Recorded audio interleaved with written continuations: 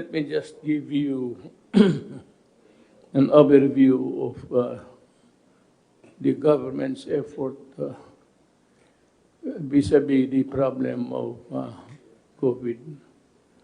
As I have stated time and again, repeatedly, that the only salvation available to humankind at this time of our life is if you are stricken with a virus, the answer is always vaccine. Vaccine is a cultured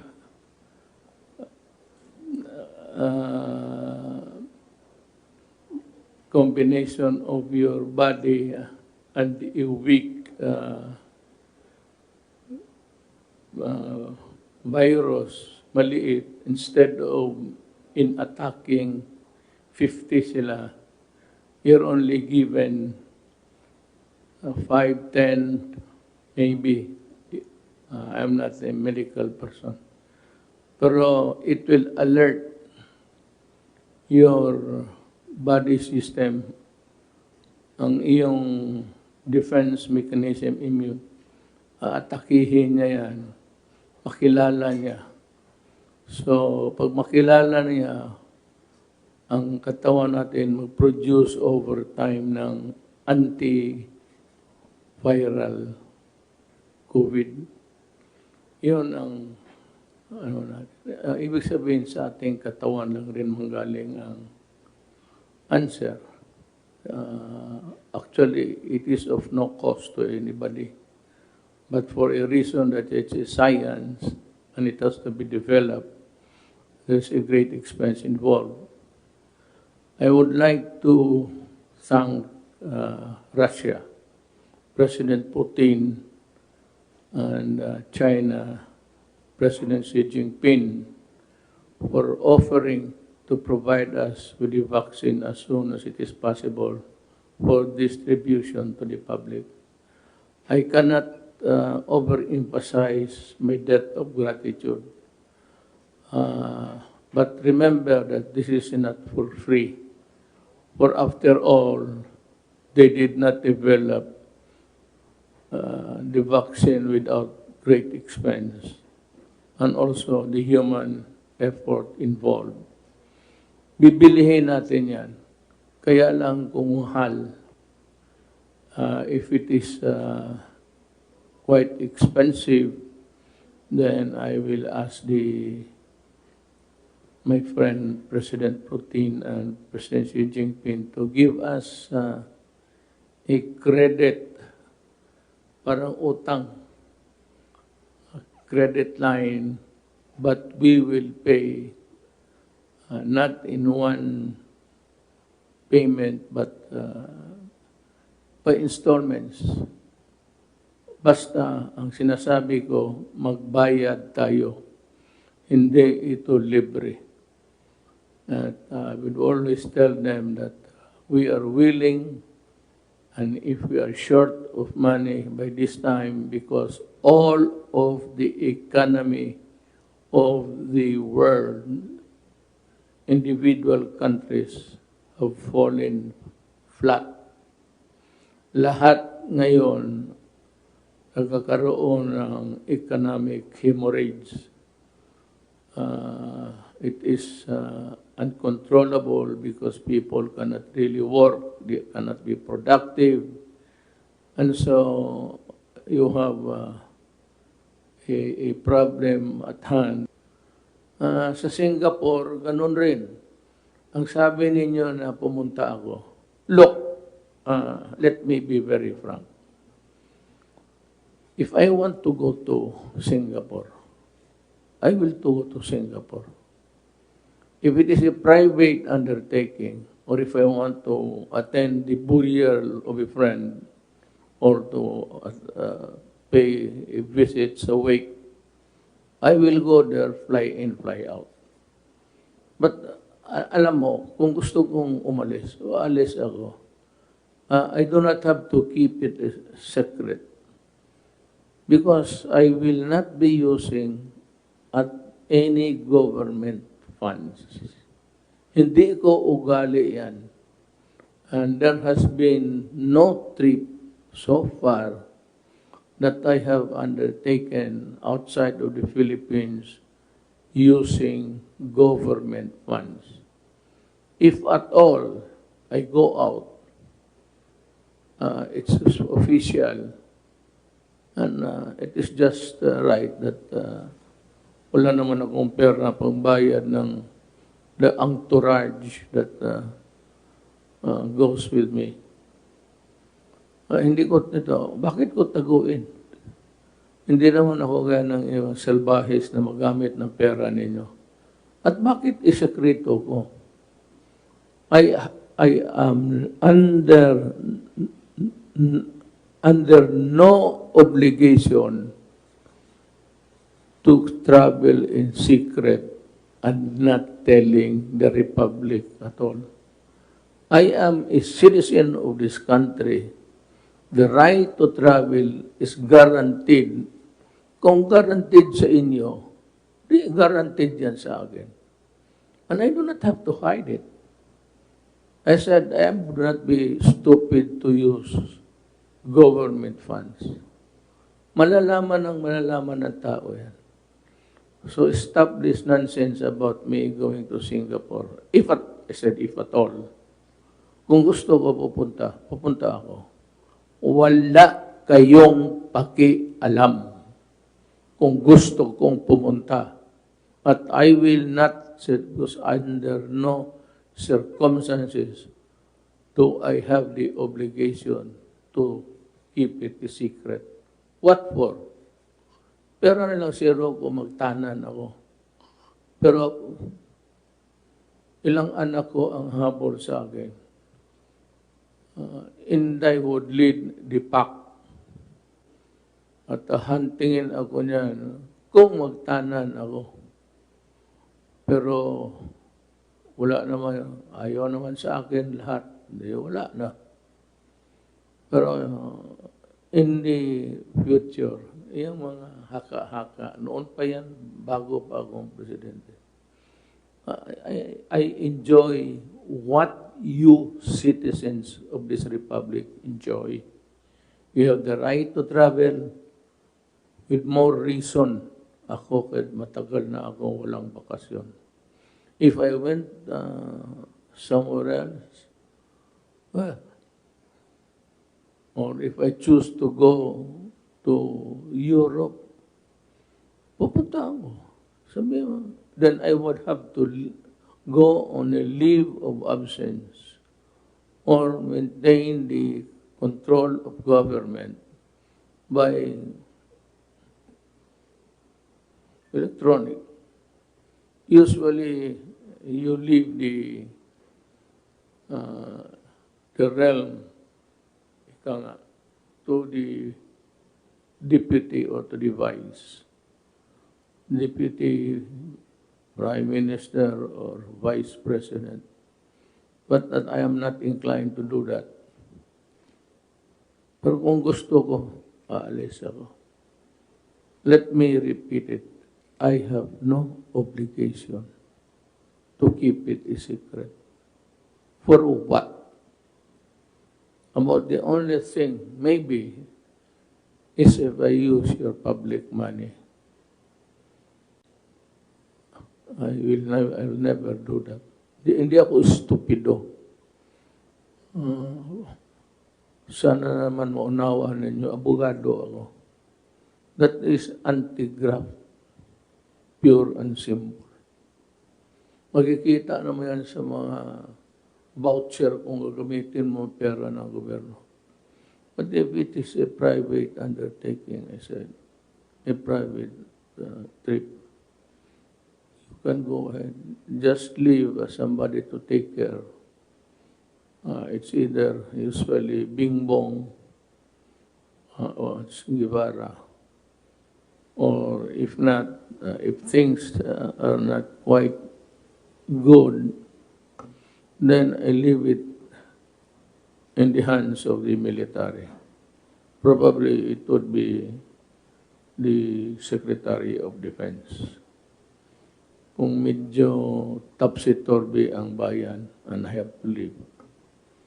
But otherwise, ang isang leader would always stay where the crisis is. Hindi ka dapat maglagalag kung may problema ang bayan. Napakababa naman ang tingin ninyo sa akin kung gano'n. Well, be that as it may, hindi po ako gano'n. Just to disabuse your mind. Thank you for listening. We go now into, I think the first things that we should do is to call on, because you have been the spokesman all along and making the announcement. I'm referring to Secretary Roque. Anong classification and what are the things that are allowed in a modified, and what are the things that are allowed yung wala na, yung talagang all the rest of the Philippines. Gusto malaman ng tao anong kategorya na tayo at ano ang magawa namin at ano ang hindi namin magawa. I'd like to ask Secretary Roque. Magandang umaga, Mayor. Magandang gabi pala po, Mayor, at magandang gabi, Pilipinas. No? Ang naging rekomendasyon po ng inyong IATF, na-anunsyo ko na po yung mga classification ng mga iba't ibang lugar sa Pilipinas, maliban po sa NCR, sa Bulacan, Cavite, Laguna at Rizal. No? Itong mga areas pong ito ay nasa modified ECQ. Ang rekomendasyon po ay ilagay na ang NCR, Bulacan, Cavite, Laguna, Rizal sa GCQ or General Community Quarantine. Ito po ay mas maluwag, mas marami pong industriyang bukas, pwede po ang dine-in sa mga restaurants, pwede po na magkaroon ng religious services pero hanggang 30% lang po. Halos lahat po ng industriya ay magbubukas, bukod na lang po doon sa marami nagtitipon-tipon, yung mga entertainment at yung mga amusement para po sa bata. No? Pero itong decision po ay meron pong mga kondisyon din na isinama ang inyong IATF, lalong-lalo na po sa Metro Manila. No? At ito nga po ay kinakailangan, buksan po natin ang ekonomiya, sabay po yung tinatawag nating refresh. Yung i-refresh po natin yung mga responses natin sa COVID. Kasama na nga po dyan yung mas mainting na testing at nagsisimula na po yung pilot natin para sa food testing kung saan may expand po natin o mas marami po pwedeng matest sa isang test kit. Magkakaroon po tayo ng yung house-to-house na paghahanap po sa mga symptomatics na nagkaroon po tayo ng pilot nung 2 linggo po na tayo po ay naka-MECQ. Ang tawag po natin yung project code, tutuloy pa rin po natin yan, i-swab po natin yung mga merong simptomas at ihihiwalay po natin yung mga positibo. Gagamitin po natin yung mas malawakang tracing na itinuro sa atin ni Mayor Bagalong. 1:15 po ang magiging tracing natin. At syempre po, gumagawa po tayo ng mas marami pang mga facilities para mas marami po yung mga hospital natin at kakayahan ng gamutin na magkakasakit ng COVID. Kinagagala ko pong sabihin sa inyo, Mayor, na ngayon po, nag-inaugurate tayo ng 250 exclusive COVID beds dyan po sa East Avenue Medical Center. No? At dahil po rito, naibsan po yung tinatawag nating critical care capacity. No? Dahil mas marami na po tayong kama ngayon. At yung sinimulan po ni Yusek Bong Vega na One Hospital Command Center ay gumagana na rin po kung saan nagkakaroon tayo ng referral kung saan po pwede po pumunta ang ating mga kababayan. So, pinagsamantalahan po natin, ginamit po natin yung 2 linggo na MECQ para po pag-isipan kung paano tayo magre-reboot, kung paano magre-refresh ng approach. At ito nga po ang gagawin natin habang nagbubukas tayo ng ekonomiya, mas mainting na mga pamamaraan para mapalakas po ang testing, tracing, isolation, and treatment. At syempre po, ang palaging pagpapaalala sa lahat, kinakailangan pagsuot ng maskara, kinakailangan po social distancing, kinakailangan po ang paghuhugas ng kamay, at face shields kung papasok po sa trabaho at sasakay sa pampublikong mga sasakyan. Maraming salamat, Mr. Mayor. So, napalawak, ulitin ko lang ha, baka hindi ang General Community Quarantine, NCR, Bulacan, Cavite, Laguna, Rizal, Nueva Ecija, Batangas, Quezon, Iloilo City, Cebu City, Lapu-Lapu City, Mandawi City, Talisay City, and the municipalities of Mengalilia, Consolacion. For the rest of the Philippines, modified general community quarantine. So, it just, I said, just be careful, follow the safeguards. Itong nakalimutan ko, we want to ensure the safety of our people, you know. However, some sectors in our economy, especially the MSMEs, are barely surviving. Yung maliliit na negosyo lang, katamtaman. So, katamtaman, ibig sabihin, I don't know if it's the right word, na pabalik lang sa negosyo, may konting pera, barely surviving. Ika nga, parang kakalabas lang sa tubig hanggang ilong. Let me clarify. Ang RT-PCR, repeat, RT-PCR, or antibody-based tests is not recommended or required for asymptomatic employees returning to work. Hindi kailangan. However, merong caveat. May warning. However, the following priority workers in the sectors may undergo. Pero akin, na lang.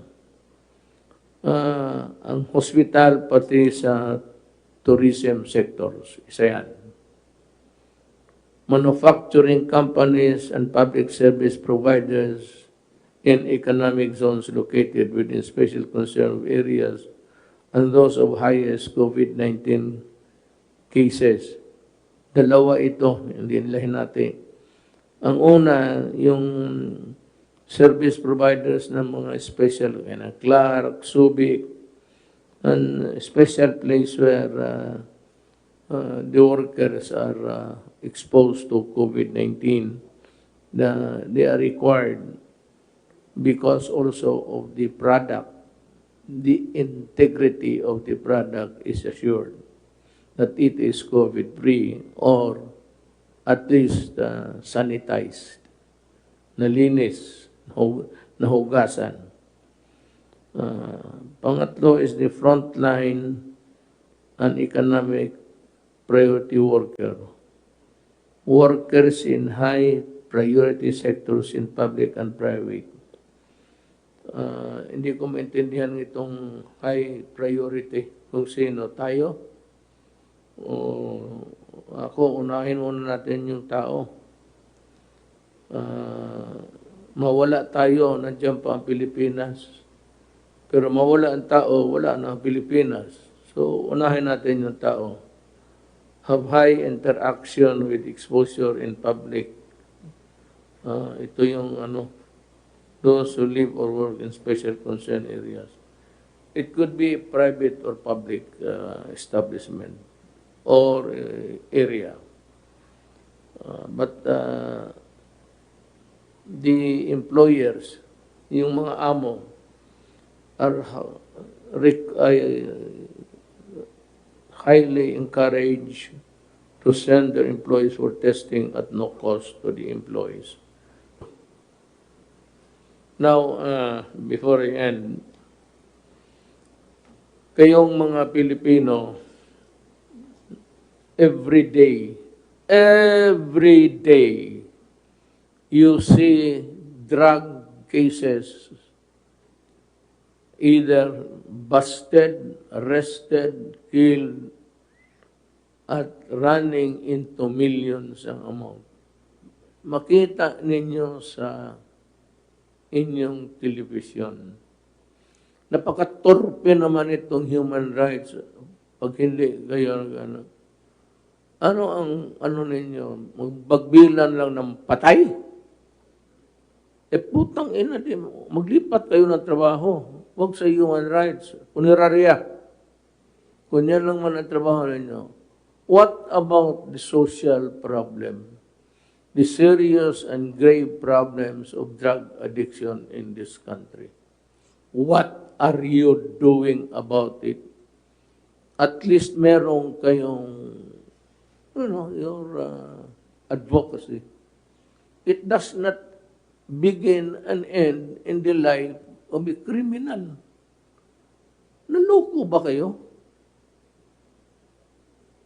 It should be something like you would also do a campaign all around the Philippines warning the citizens about being killed, about being slaughtered if they do drugs.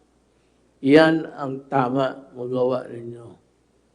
Then, if they are killed despite or in spite of your educating them, then you can always investigate and file cases.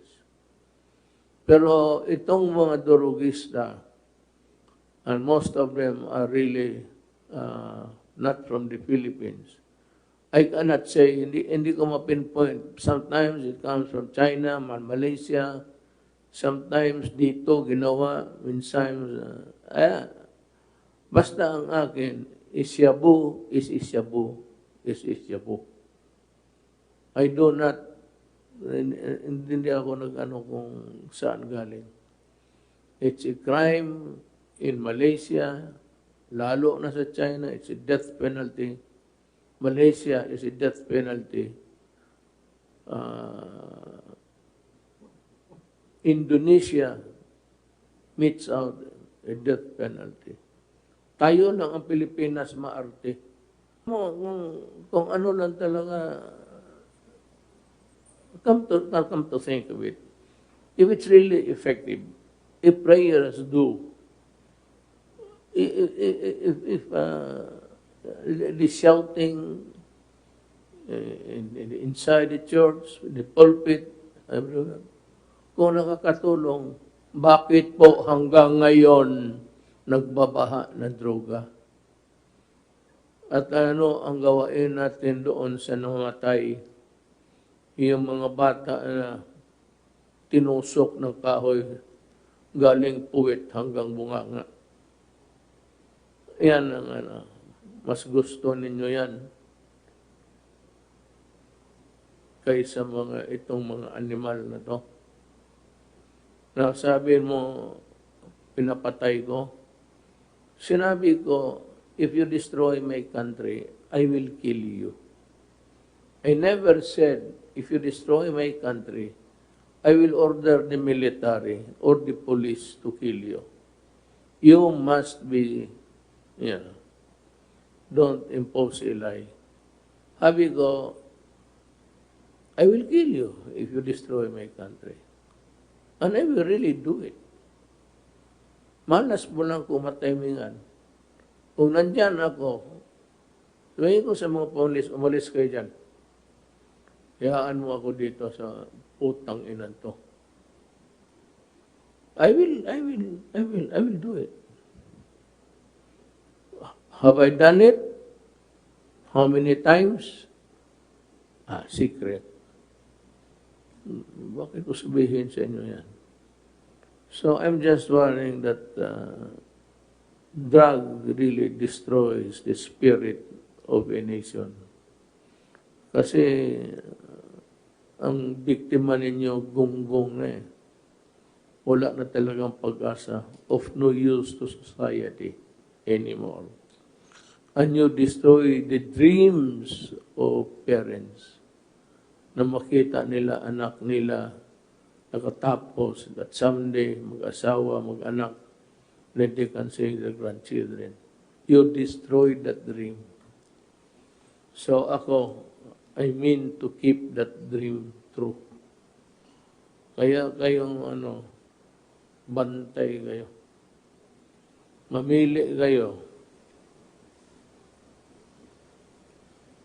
China Sea, Manila Bay,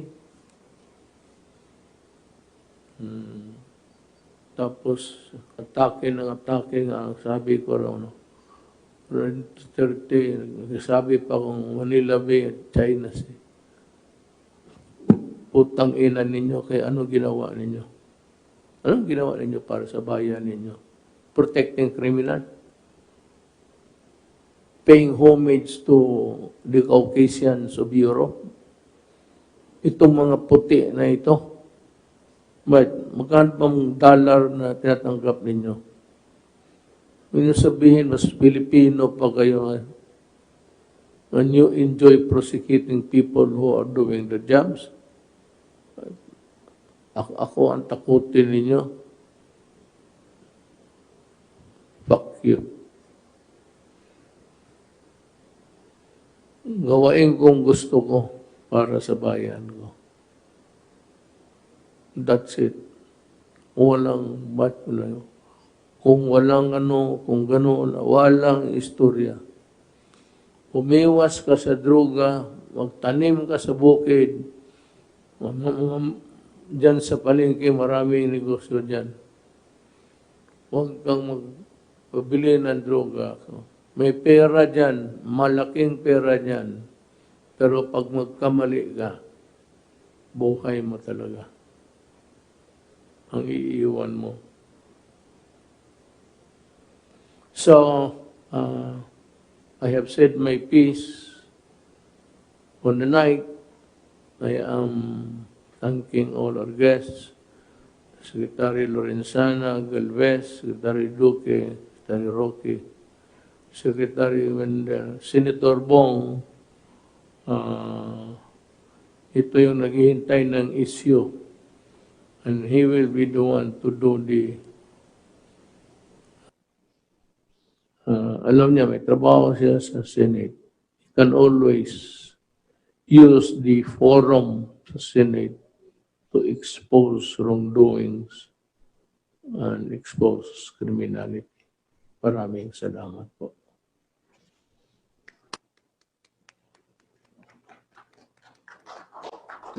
Pakpak na rin ako.